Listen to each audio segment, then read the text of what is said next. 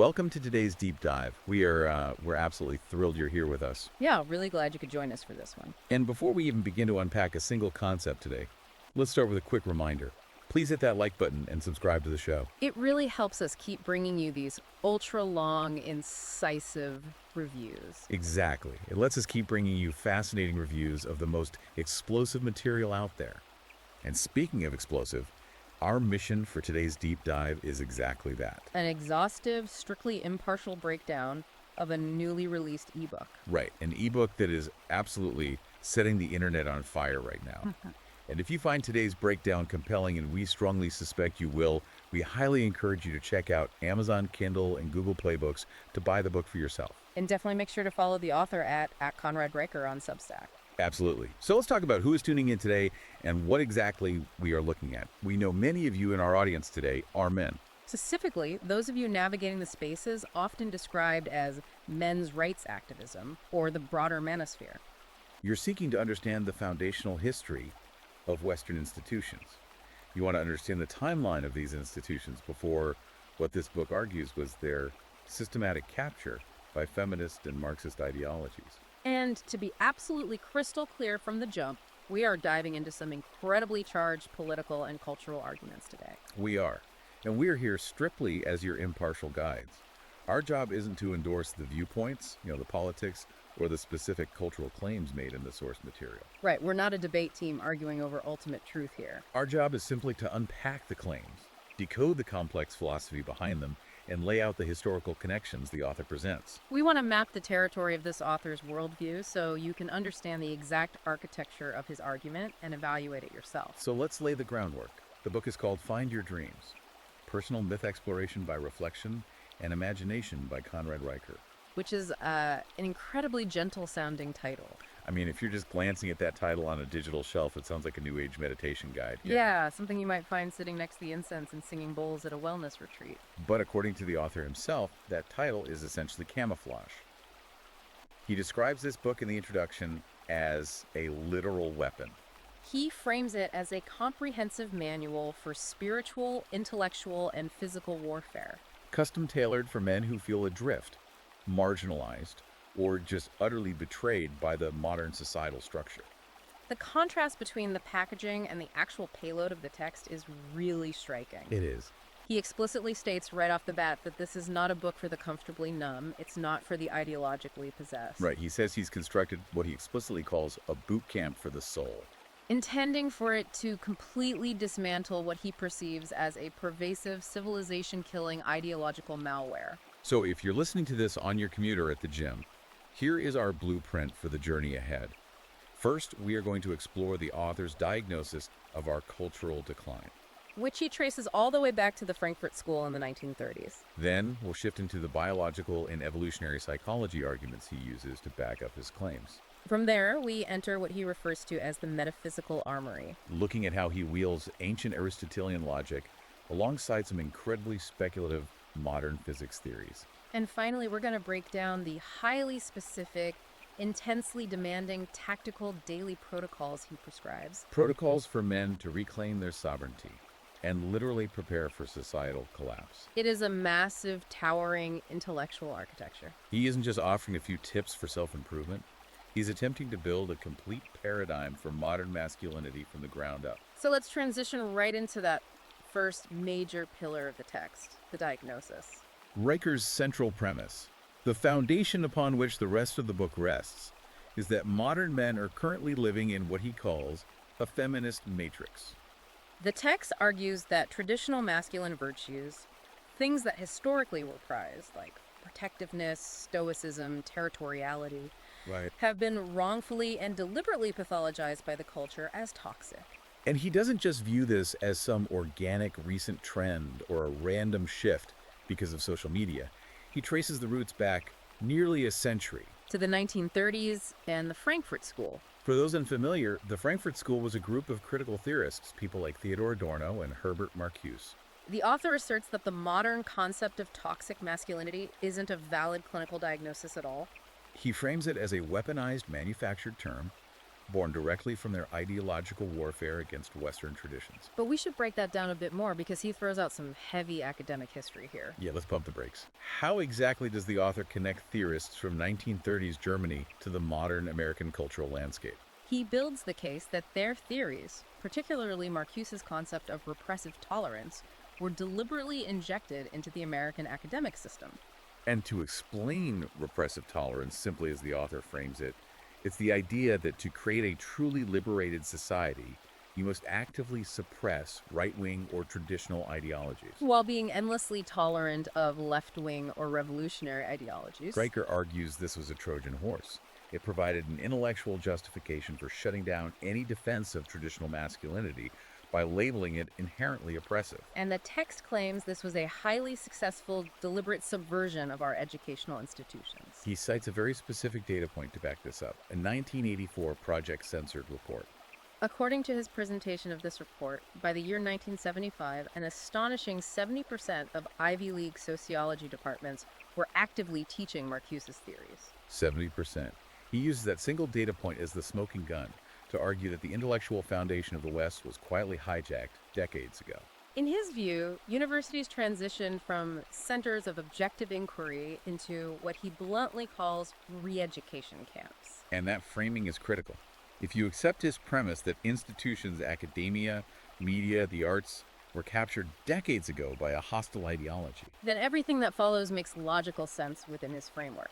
the question he then poses to you, the reader, is how exactly does this high-level academic capture manifest in the gritty reality of a man's daily life? And his answer is that it trickles down primarily through two main avenues: the language we use and the legal system that governs us. Let's look at language first.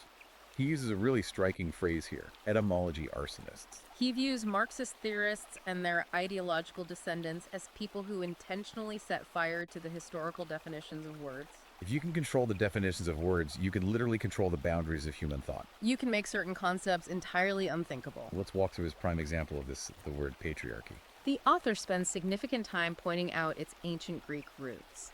Pater meaning father, and archein meaning to rule or to order. Meaning that historically, patriarchy fundamentally meant fatherly care, protection, and ordered liberty. The system by which a father secured resources and safety for his lineage. But Riker claims this foundational definition was hijacked and inverted in 1970. He points specifically to Kate Millett's highly influential book, Sexual Politics. According to the text, Millett completely divorced the word from its biological and historical roots. She painted all male authority as inherently toxic, parasitic, and oppressive. And Riker views this linguistic shift as one of the most devastatingly effective Trojan horses in modern history. Because once patriarchy was cemented as a synonym for oppression, it became almost impossible for men to advocate for traditional paternal authority. Right, without sounding like they were advocating for tyranny. And he claims this paved the way for institutional subversion. Most notably in the legal system, which brings us to the law. If you're a man listening to this who has had interactions with the legal system, this section will likely resonate heavily. The legal examples he brings up are intense. He starts by heavily critiquing Title IX tribunals at modern universities. Zeroing in on the University of Michigan John Doe case as his primary exhibit. In this case, the book outlines how a male student was reportedly expelled after a hearing that lasted a mere 5 minutes. And crucially, without the right to cross-examine his accuser. The author uses that specific procedural denial, a bedrock principle of Western jurisprudence, to describe these tribunals as kangaroo courts. He goes as far as calling them medieval witch trials orchestrated by administrators with gender studies degrees. His argument is that the concept of innocent until proven guilty has been entirely inverted within these captured institutions. And he doesn't stop at the university level. He extends this critique aggressively into family courts. He provocatively labels the modern family court system as state-sponsored cuckoldry. It's an inflammatory term, but he uses specific statistics to build his argument. The text claims that women initiate roughly 80% of all divorces, yet men end up paying 97% of alimony. He uses those stark statistics to argue that the legal system has reverted to a distorted form of English common law. Historically, a husband bore full legal and financial liability for his wife's actions, but it was paired with legal authority over the household. Raker's argument is that the modern system retains the crushing financial liability for men, but entirely strips away the corresponding authority. leaving men holding the bag in a system rigged to strip them of their resources. And the critique goes even further into criminal law. He vehemently attacks the Duluth model. For those who might not know, the Duluth model is a widely adopted framework for how police respond to domestic violence. According to the book, the Duluth model operates on the ideological assumption that domestic violence is always a product of patriarchal power and control. Therefore, Riker argues, the system is hardwired to presume male guilt the moment authorities arrive on a scene. To illustrate this, he cites several high-profile cases, like Liam Allen in the United Kingdom. A young man whose life was completely derailed by false accusations. He was facing years in prison until hidden digital evidence was uncovered at the last minute. Definitively proving his innocence, He also points to the highly publicized Johnny Depp trial. using it as a macro-level microcosm of his entire thesis. He argues that case perfectly illustrates how gynocentric narratives automatically control the media landscape and initial public opinion.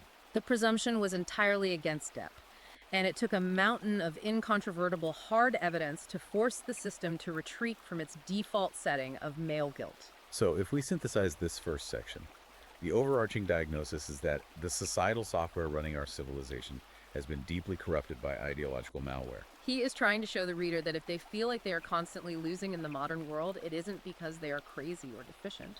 He's telling them the deck isn't just accidentally stacked. The game was meticulously redesigned over decades by hostile architects to ensure traditional men lose. So, if the institutions and laws are entirely captured, how does he explain why it hasn't completely eradicated traditional masculinity yet? This is a really fascinating transition.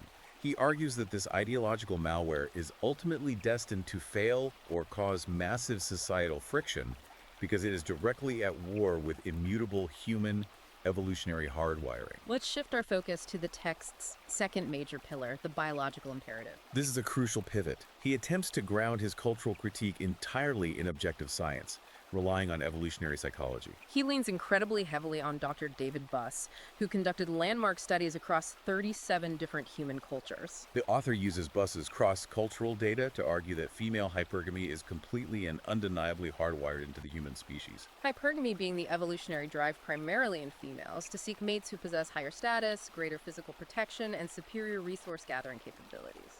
The book claims that all our polite cultural discussions about egalitarianism are nothing more than a thin, fragile veneer painted over ancient, brutal evolutionary drives.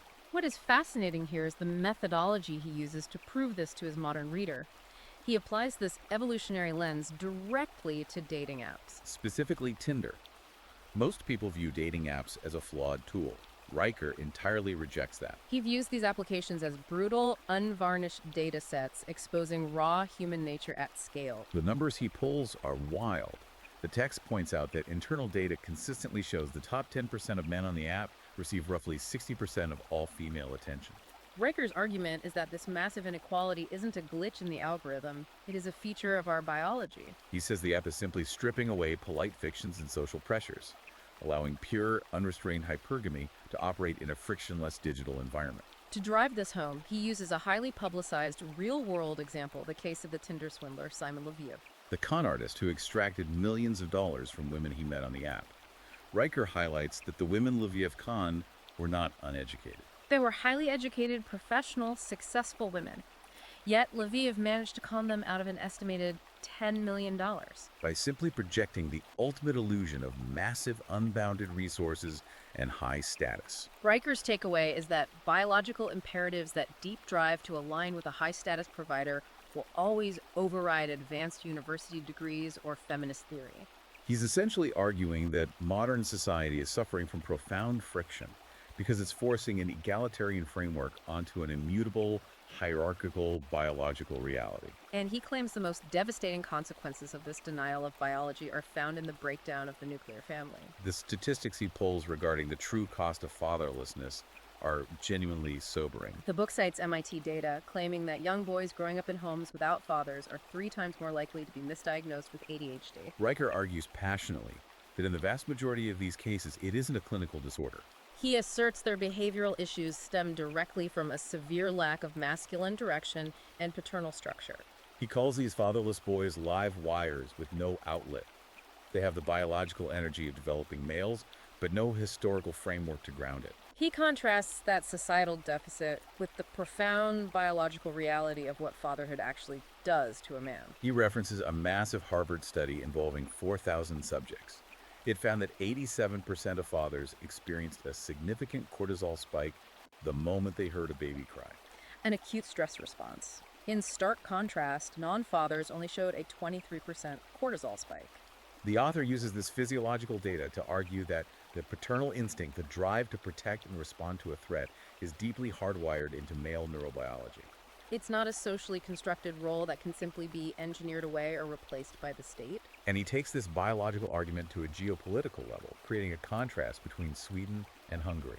He describes Sweden as the ultimate feminist welfare state, spending billions to engineer perfect gender equality. Yet, Riker points out, there remains a persistent 13% wider job gap between the sexes in certain sectors. Because men and women organically gravitate toward different biological preferences when left free to choose. He pits that against Hungary, highlighting their recent laws that specifically protect and reward highly traditional dual-parent nuclear families. For Riker, the conclusion is inescapable: biology always wins. Nations that attempt to engineer away human biology are engineering their own demographic collapse. Connecting this back to the listener, he's sending a clear message to men: your natural instincts for hierarchy and structure aren't toxic. You are a healthy biological organism operating inside a captured culture that has declared war on your foundational nature. Which perfectly sets the stage for the next major phase of the book. If the culture is running on corrupted ideological malware, how does a man debug his own brain? He needs a method to fight back, which brings us to the metaphysical armory. Riker's proposed antidote isn't just a gym membership. It's a rigorous pivot back to classical logic, the Western canon, and a unique interpretation of modern physics. He commands men to become rigorous scholars of reality itself, pointing them directly back to Aristotle's Organon and the syllogistic logic of Thomas Aquinas. He's absolutely obsessed with the concept of the trivium grammar, logic, and rhetoric. He refers to them as weapons of intellectual warfare. There's an amazing anecdote in the text about a men's study group in Texas running trivium boot camps. They were just endlessly drilling classical logic and refining language skills. And according to the book, these men saw their real-world corporate salaries spike by an average of 30% shortly after. How does learning ancient Greek grammar get you a 30% raise? Riker's answer is profound. He says it's because they reclaimed language. They stopped letting HR departments, manipulative bosses, or the media dictate the terms of reality. Right. He views grammar as the ability to decode manipulative structure, logic as a defensive shield to spot emotional fallacies, And rhetoric as the offensive sword to persuade and project undeniable authority.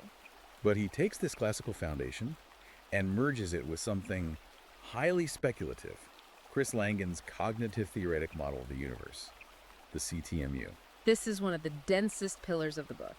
Langan developed this theory suggesting reality is a self-configuring, self-processing language. Riker merges this high-level theoretical physics with the biblical text of Genesis, specifically the story of Adam naming the animals. In Riker's framework, the story is a literal ontological blueprint for how the universe functions. He argues that masculine cognition, categorizing, ordering, defining, is fundamental to the structure of the universe itself. Basically, by naming the animals, Adam was exercising epistemic agency. Which means, by organizing chaos in his mind, a man isn't just observing reality, he's actively writing the code for it. When men learn classical logic and apply it, they're literally executing what Riker calls God's algorithms to bring divine order to a chaotic system.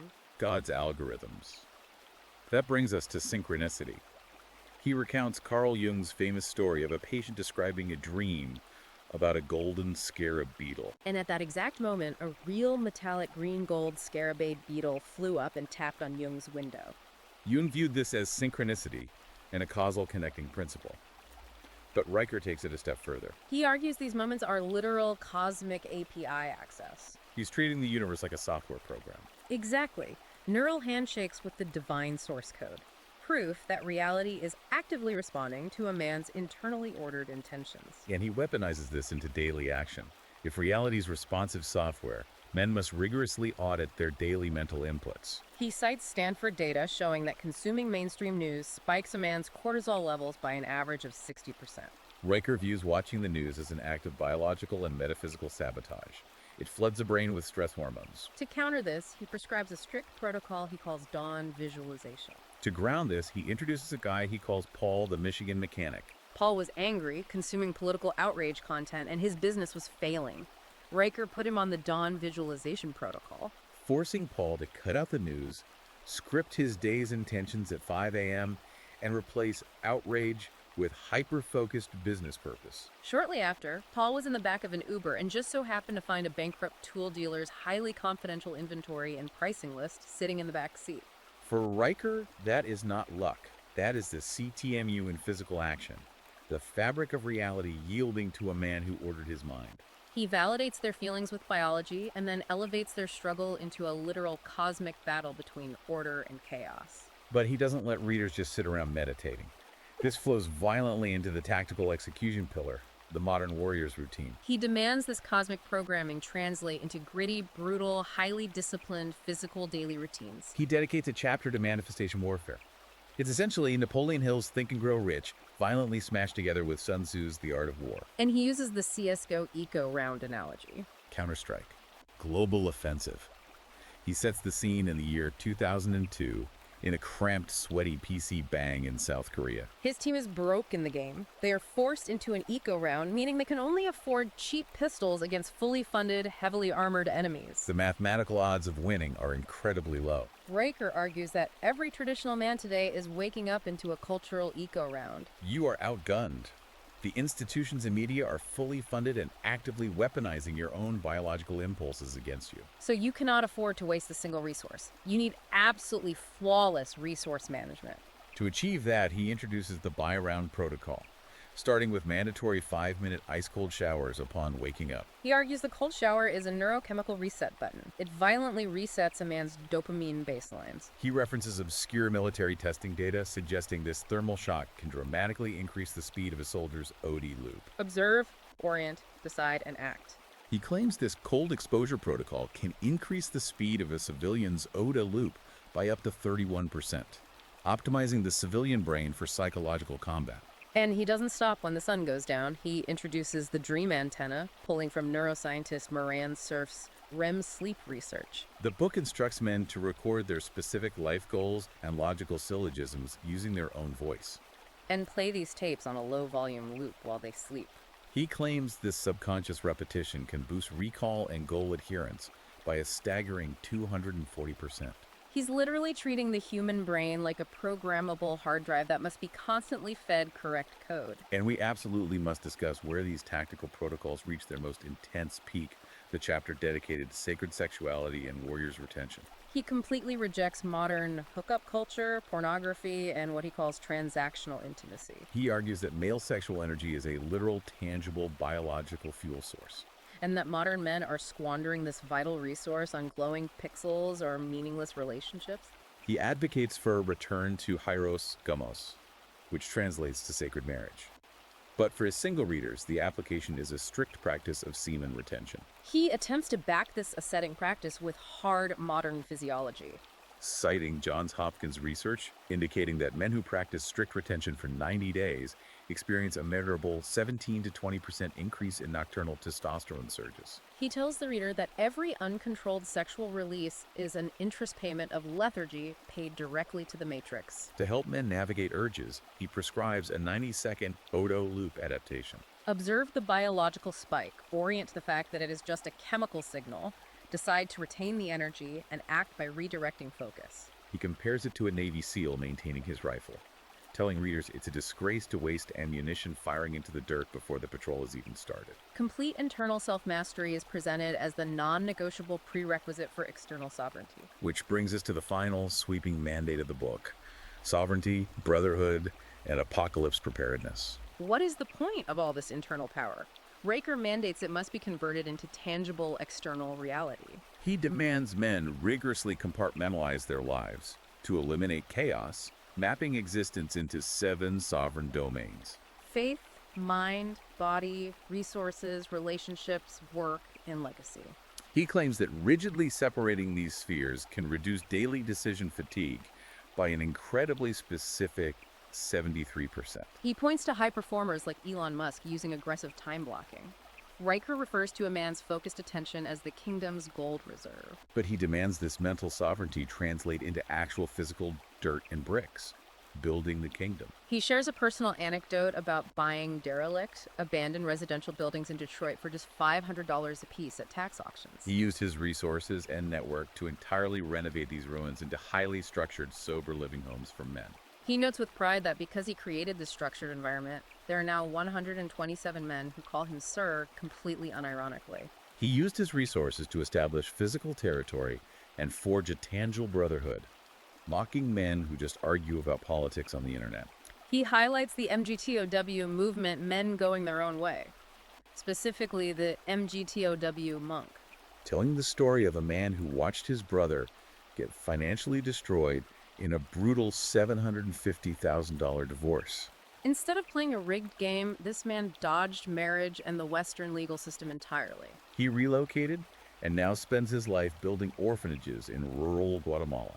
Riker frames this not as retreating, but as a brilliant strategic redeployment of masculine energy, starving the matrix of his resources. And as we get to the end, the tone shifts from philosophical to incredibly urgent. Apocalypse preparedness. He commands readers to stop reading philosophy books and acquire hardcore survival skills. He tells them to buy land, build off-grid homesteads, and master electrical engineering to wire solar inverters. Warning readers against buying what he calls cheap Amazon junk. He demands they invest in industrial-grade hardware, specifically name-dropping Victron Multi Plus 2 power inverters. He genuinely believes total societal collapse is a mathematical certainty, that the ideological malware will inevitably crash the hardware of civilization. And for those who don't want to build a bunker in the woods, he offers the Matrix escape, relocating to the Middle East, specifically Dubai's free zones. He paints Dubai as the ultimate sanctuary, 0% income tax and paternal legal codes favoring male authority. He cites Forbes data showing a massive 68% surge in Western male entrepreneurs moving to the UAE. Framing places like Dubai as the ultimate rational opt-out to completely insulate families from Western family courts. He is literally instructing men to physically, legally, and financially divorce themselves from a Western civilization he views as unsalvageable. It is a totalizing, uncompromising vision, a comprehensively closed-loop worldview. So as we summarize the intense, grueling journey of Find Your Dreams, Riker has written a total boot camp for the soul. Arming men with ancient logic, grounding them in evolutionary biology, and subjecting them to the strictest physical disciplines imaginable. But before we wrap up today's deep dive, we want to leave you, the listener, with a final provocative thought. Something that builds directly on the text, but takes the premise one step further. Consider this scenario. If a man successfully builds this isolated personal kingdom of physical territory and impenetrable ideological armor, does he actually reform the broader civilization as the author ostensibly desires? Or does he simply quietly exile himself to a gilded, off-grid island, leaving the rest of the world to its inevitable fate? Does building an impenetrable fortress actually save the burning city surrounding it? Or does it only save the single man locked inside the walls? It's the ultimate paradox of this specific brand of radical individualism. A massive, fundamental question for you to chew on as you go about your day. And that brings us to the end of today's deep dive. We want to remind you once again to please hit that like button and subscribe to the show. It truly means the world to us, and it's the only way we can keep these exhaustive deep dives coming your way. We strongly urge you to dive into the source material yourself. Head over to Amazon Kindle or Google Play Books right now to buy the ebook, Find Your Dreams, Personal Myth Exploration by Reflection and Imagination. And be sure to follow the author at Conrad Riker on Substack for more of his ongoing writings. Thank you so much for taking this intense journey and diving deep with us today, and we will catch you on the next one.